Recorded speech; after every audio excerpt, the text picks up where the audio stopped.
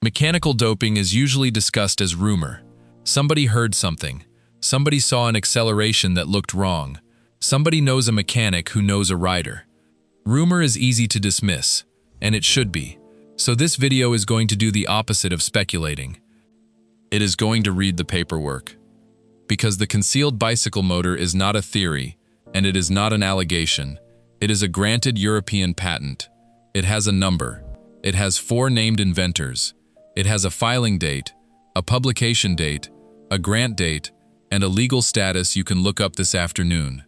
And the text of it describes, in flat engineering German and its English translation, a motor designed to live inside the frame of a bicycle. The most revealing part is not that the machine exists, it is what the document says the machine was designed to do.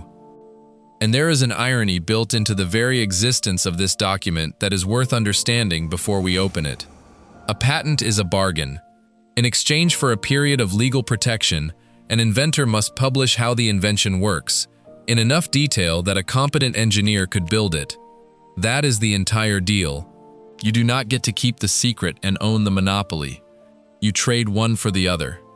Which means that in order to protect a device whose only real advantage is that nobody can see it, the people who made it had to write down exactly how it works and file that description with a government office, where anybody could read it.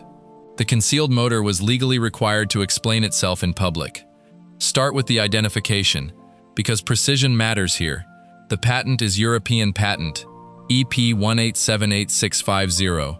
Its title, in the original German, is Elektrischer Hilfsantrieb für ein Fahrrad.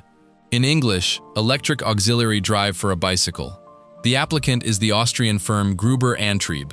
There are 4 named inventors on the face of it: Reinhold Gruber, Ilian Minchev, Karl Schweitzer, Monika Schweitzer. The dates run like this. The priority date, the moment the clock starts, is the 10th of July 2006. The application was filed on the 16th of May 2007. It was published as an application on the 16th of January 2008, and it was granted on the 3rd of December 2008. Fix that last date in your mind. This device was a granted European patent more than 7 years before the sport had a systematic way of detecting one. Now the mechanism, which the patent sets out plainly. An electric motor is mounted inside the seat tube. It drives the crankshaft, the axle your pedals turn on, through a bevel gear at the bottom of the tube. There is a freewheel in the drivetrain, so that when the motor is switched off, it is not dragged around by the rider's own pedaling. In other words, when it is off, you cannot feel it. It disappears. That is already an unusual design brief for an ordinary electric bicycle. Ordinary electric bicycles do not need to disappear. But the control logic is where this document stops being a piece of engineering and starts being something else. The patent does not describe a motor with a throttle. It describes a motor that watches your cadence, the speed at which you are turning the pedals, and decides for itself how much to contribute based on what your legs are already doing. Here are the actual numbers written into the specification. There is a minimum cadence band, defined at roughly 25 to 35 revolutions per minute.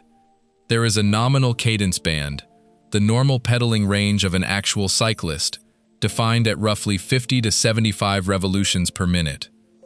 Below the minimum band, the motor is specified to deliver torque so small that, in the document's own reasoning, it is deliberately insufficient to set the bicycle in motion by itself. Between the minimum and the nominal band, it delivers its full rated torque. Above the nominal band, it changes behavior again, switching to speed control with reduced torque. And if your cadence drops below the minimum band and stays there, the motor disengages itself after 10 seconds. Read that as design decisions rather than specifications, and a picture assembles itself. The device will not move the bicycle on its own. It only contributes seriously when the rider is already pedaling like a rider, at a cadence a human being would actually choose. And if the pedaling stops looking like pedaling, it shuts itself down within 10 seconds. There is one further feature worth naming.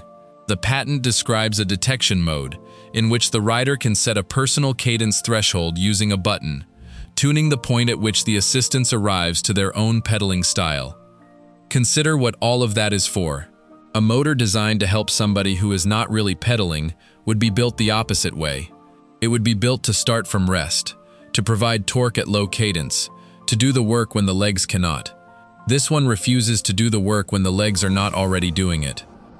It is designed to arrive in rhythm with the rider, not as a surge, as a contribution, delivered precisely inside the cadence range of somebody who is racing.